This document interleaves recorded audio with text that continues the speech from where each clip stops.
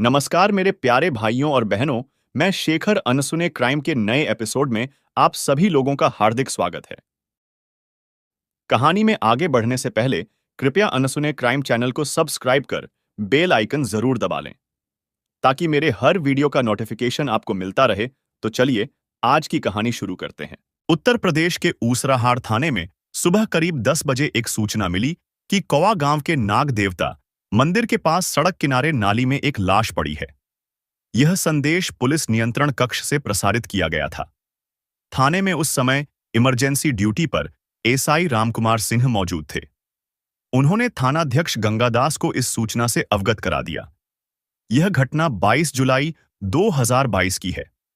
लाश मिलने की खबर मिलते ही थानाध्यक्ष गंगादास ने आवश्यक पुलिसकर्मियों को साथ लिया और घटनास्थल की ओर रवाना हो गए। कौवा गांव से मीसापुरा जाने वाली सड़क पर नागदेव मंदिर के पास खेत किनारे नाली में उन्हें एक महिला की लाश मिली। उसकी उम्र लगभग 35 साल थी। उसने गुलाबी रंग की साड़ी और काला ब्लाउज पहना हुआ था। थाना प्रभारी ने शव का बारीकी से निरीक्षण किया तो महिला की दाहिनी कनपटी के ऊपर सिर पर गोली मारी गई थी। जिस जगह शव पड़ा था वहां से कुछ दूर सड़क पर खून पड़ा था। खून के निशान नाली तक थे। सड़क पर नारियल, चावल, सिंदूर, पूजा सामग्री और टूटी चूड़ियां बिखरी पड़ी थीं।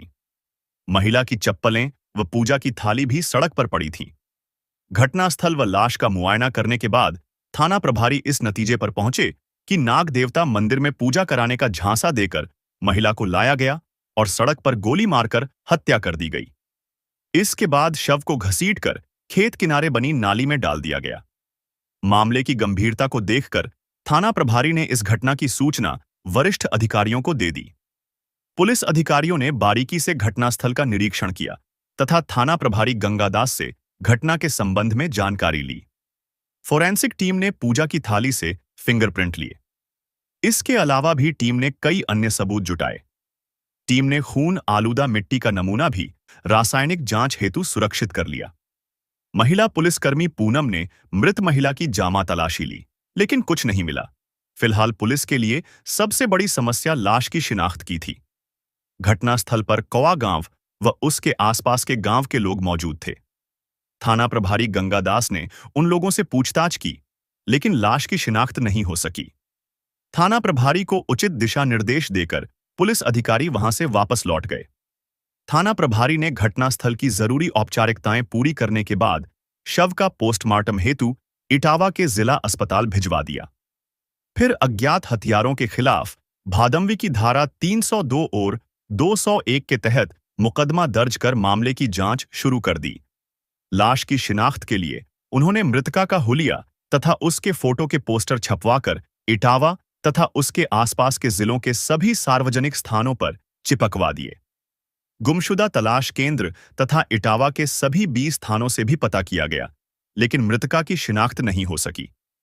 किसी भी थाने में इस हुलिये की महिला की गुमशुदगी की सूचना दर्ज नहीं थी।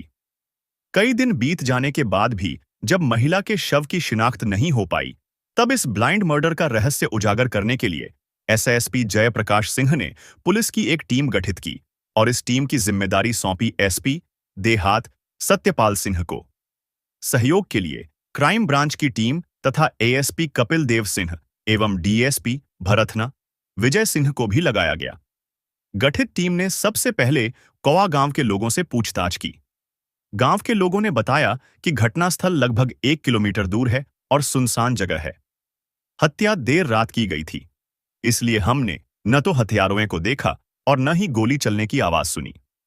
उन्होंने यह भी कहा कि महिला उनके क्षेत्र की नहीं है, उसे दूरदराज क्षेत्र से किसी वाहन से लाया गया होगा।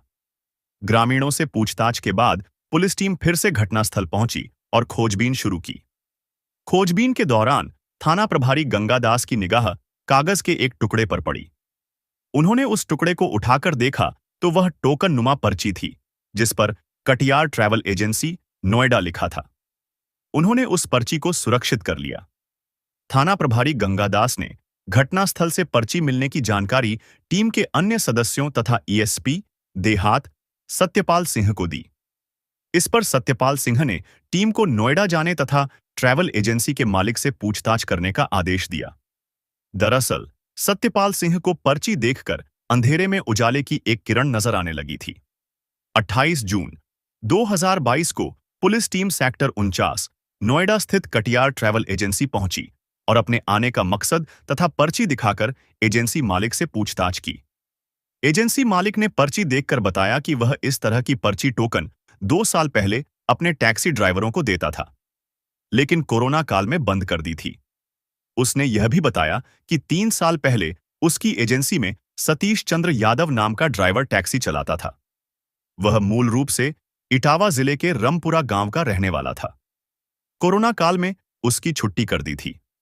रमपुरा गांव का नाम सुनकर थाना प्रभारी गंगादास का माथा ठनका, क्योंकि रमपुरा गांव उनके ही थाना क्षेत्र में था और जिस जगह महिला का कत्ल हुआ था वहां से 2 किलोमीटर दूर रमपुरा गांव था।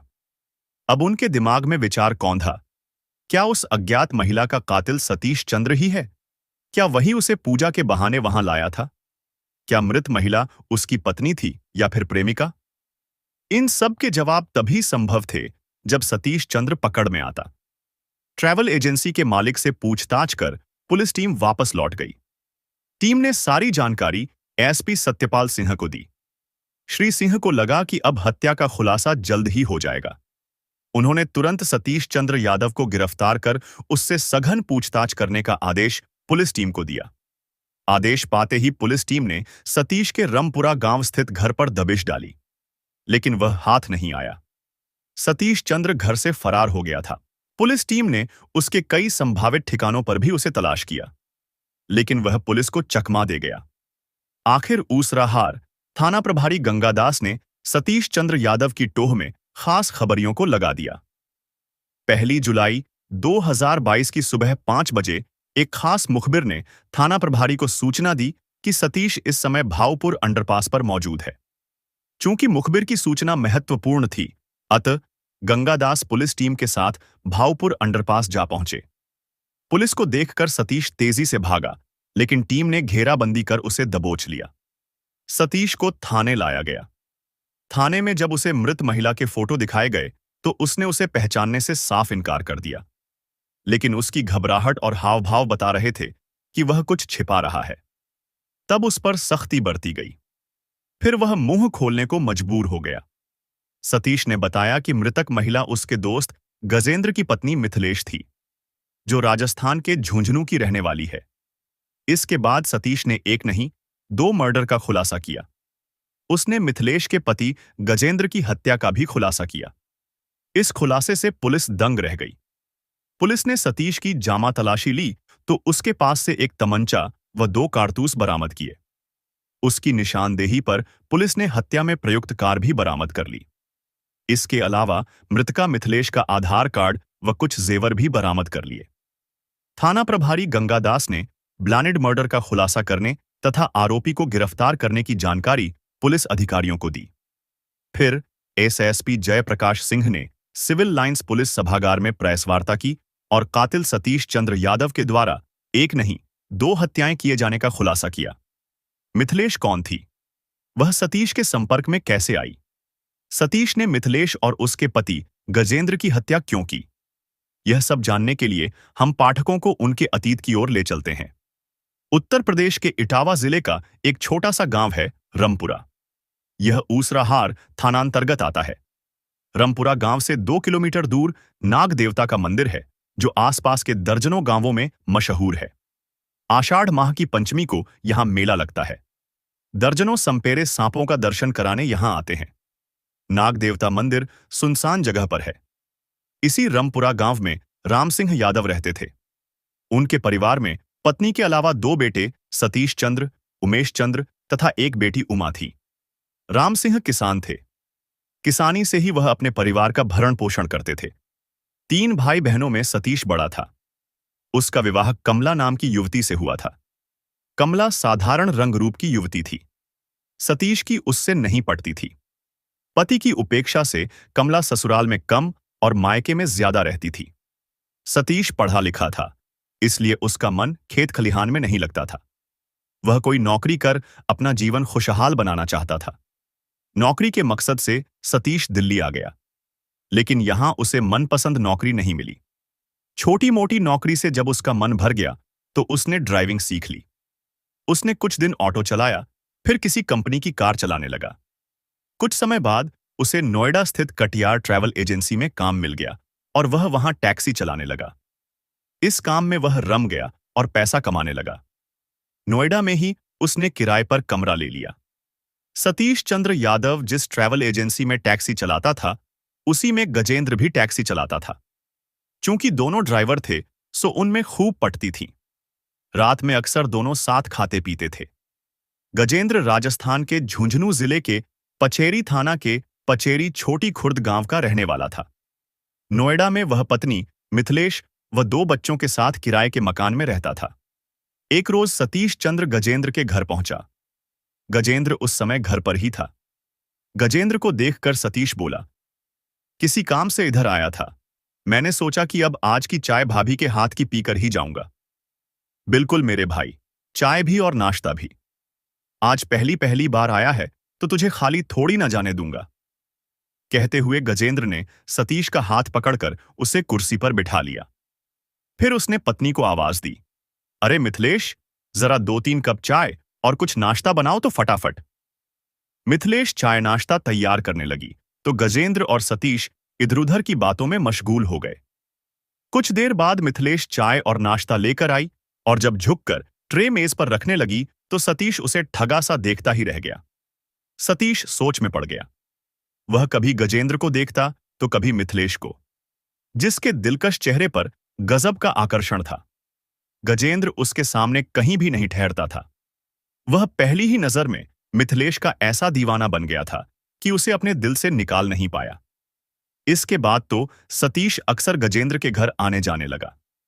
वह मिथिलेश के लिए उपहार भी लाने लगा। गजेंद्र की आय इतनी नहीं थी कि वह पत्नी को उपहार आदि दे सके।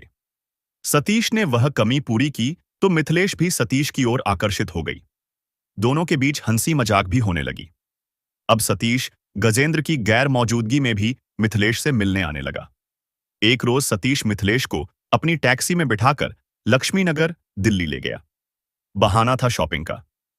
उसी रोज सतीश ने उसे अपने दिल की बात कह दी। मिथिलेश ने भी स्वीकृति दे दी कि वह भी उसे चाहती है। बात बढ़ी तो आग भी बढ़ी और एक रोज दोनों तन की इस आग में मर्यादा को जला बैठे। इसके बाद मिथिलेश के लिए सतीश ही सब कुछ हो गया। वह उसका ज्यादा से ज्यादा सान्निध्य पाने के लिए लालायित रहने लगी। इस तरह सतीश और मिथिलेश का रिश्ता मजबूत हो गया। मिथिलेश से मिलन की भूख मिटाने के लिए सतीश कभी कभी शाम को गजेंद्र के लिए शराब भी ले आता था। दोनों एक साथ बैठकर पीते खाते और जब गजेंद्र नशे में धुत होकर खर्राटे भरने लगता तो मिथिलेश और सतीश के देह मिलन का सफर शुरू हो जाता। यह सिलसिला महीनों चलता रहा। सतीश को मिथिलेश से इतना लगाव हो गया था कि वह उसकी आर्थिक मदद भी करने लगा। सतीश ने मिथिलेश के पति गजेंद्र को आर्थिक मदद देकर उसे एक पुरानी कार खरीदवा दी। इस कार का उपयोग गजेंद्र टैक्सी के रूप में करने लगा। वह बुकिंग पर शहर से बाहर भी जाने लगा। सतीश के इस एहसान से दोनों बहुत खुश हुए।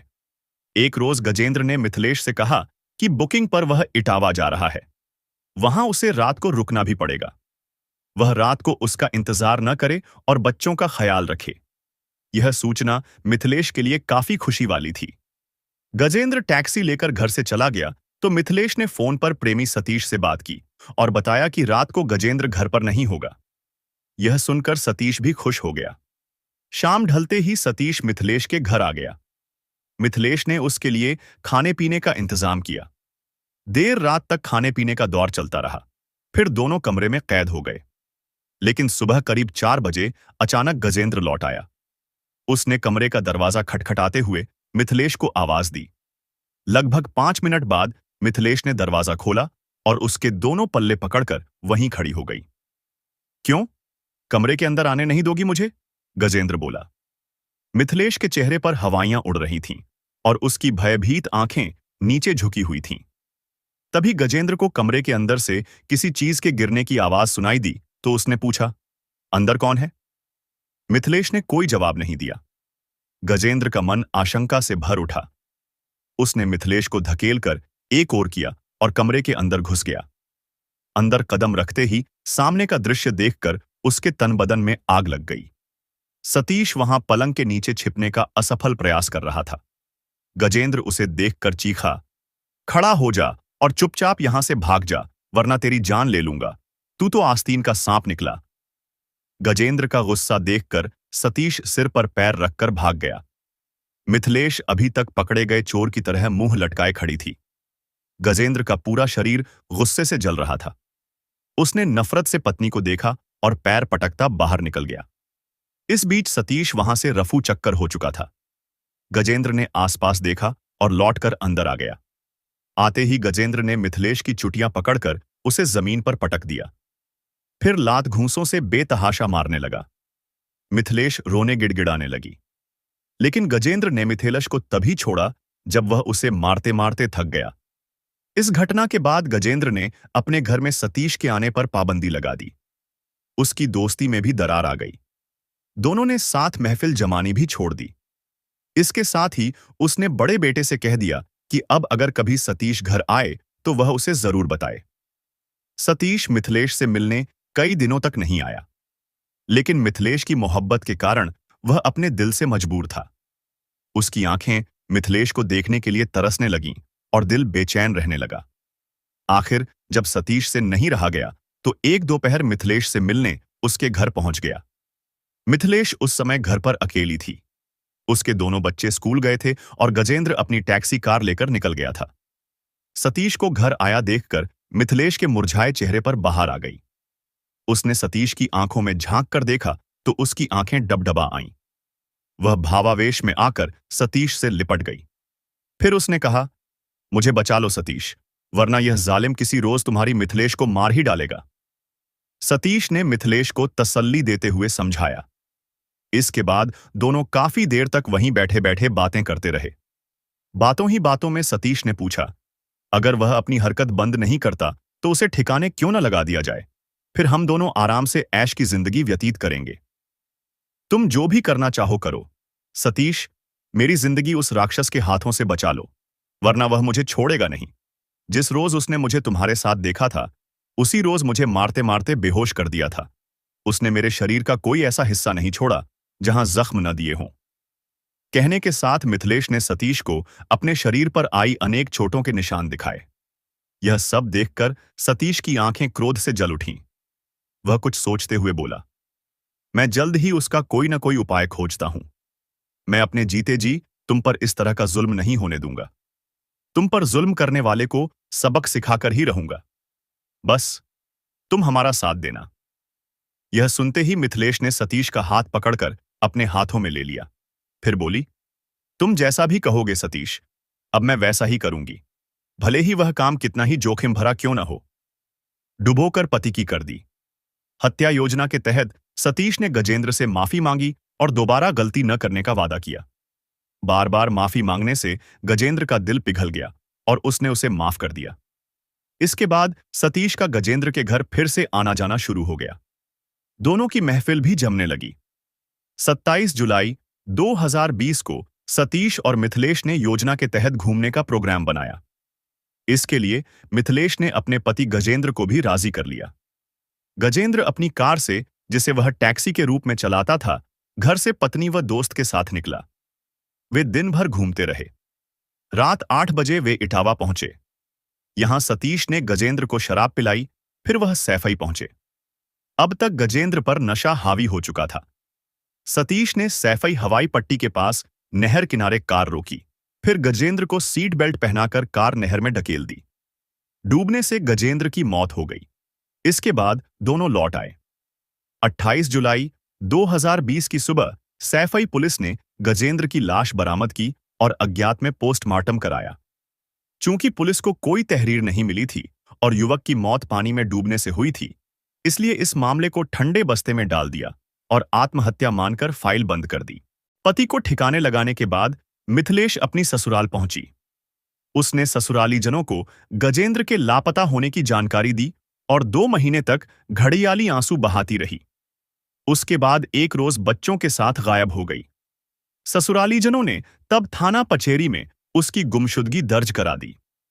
ससुरालीजनों को चकमा देने के बाद मिथिलेश अपने दोनों बेटों के साथ नोएडा आ गई और अपने प्रेमी सतीश चंद्र यादव के साथ उसकी पत्नी बनकर रहने लगी। लॉकडाउन में सतीश की नौकरी छूट गई थी। अब उसने एक पुरानी कार खरीद ली थी और टैक्सी के रूप में चलाने लगा था। वह टोकन के रूप में कटियार ट्रैवल एजेंसी की पर्ची का प्रयोग करता था। हालांकि एजेंसी ने टोकन पर्ची देनी बंद कर दी थी। मिथिलेश और सतीश ने लगभग 1 साल तक हंसी खुशी जीवन बिताया। उसके बाद उनके जीवन में कड़वाहट का जहर घुलने लगा। उसका पहला कारण था मिथिलेश की फैशन परस्ती और रंगीन मिजाजी। दरअसल मिथिलेश का मन भटकने लगा था और उसका टांका एक पहाड़ी युवक से भिड़ गया था। वह उससे खुलकर बतियाती थी और उसके साथ शॉपिंग करने भी जाती थी। सतीश को यह सब पसंद नहीं था। घर में कलह होने लगी। इधर सतीश की पहली पत्नी कमला को भी जानकारी हो गई थी कि सतीश ने 2 बच्चों की मां मिथिलेश को पत्नी का दर्जा दे दिया है और शहरी मेम के साथ गुलछर्रे उड़ा रहा है। कोई भी औरत पति की उपेक्षा और मारपीट तो सह सकती है, लेकिन पति का बंटवारा सहन नहीं कर सकती है। कमला को भी सहन नहीं हुआ और उसने विरोध शुरू कर दिया। सतीश जब भी घर जाता वह उसे जलील करती और झगड़ा करती। घरवाली का विरोध और मिथिलेश की रंगीन मिजाजी से टैक्सी चालक सतीश चंद्र यादव बौखला गया। इसी बौखलाहट में उसने मिथिलेश की हत्या की योजना बना डाली। योजना के तहत सतीश ने मिथिलेश से कहा कि उसके गांव के पास नाग देवता का मंदिर है। वह वहां दर्शन के लिए जाना चाहता है। चाहो तो तुम भी बच्चों के साथ चलो। नाग देवता के दर्शन के लिए मिथिलेश राजी हो गई। 21 जून 2022 को मिथिलेश सज-धज कर तैयार हुई। फिर उसने दोनों बच्चों को भी तैयार किया। पूजा सामग्री की थाली भी सजाई। उसके बाद सतीश के साथ कार में बैठकर नाग देवता के दर्शन के लिए निकल पड़ी। सतीश मिथिलेश और बच्चों को खिलाता पिलाता रात 8 बजे नोएडा से इटावा पहुंचा। इटावा में कुछ देर रुकने के बाद रात 9 बजे सतीश अपने गांव रमपुरा से 2 किलोमीटर दूर स्थित नाग देवता के मंदिर पहुंचा। अब तक दोनों बच्चे कार में सो गए थे। मंदिर सुनसान जगह पर था और चारों ओर सन्नाटा पसरा था। सतीश ने सड़क किनारे कार खड़ी कर दी। मिथिलेश पूजा का थाल सजाकर कार से उतरी और नाग देवता मंदिर पहुंची। वहां उसने पूजा अर्चना की। इसी बीच सतीश ने तमंचा लौट कर लिया था। मिथिलेश पूजा करके जैसे ही कार के पास आई, तभी उसने पीछे से कनपटी से तमंचा सटाकर फायर कर दिया। मिथिलेश के मुंह से चीख निकली और वह सड़क पर बिछ गई। पूजा की थाली व सामग्री भी बिखर गई।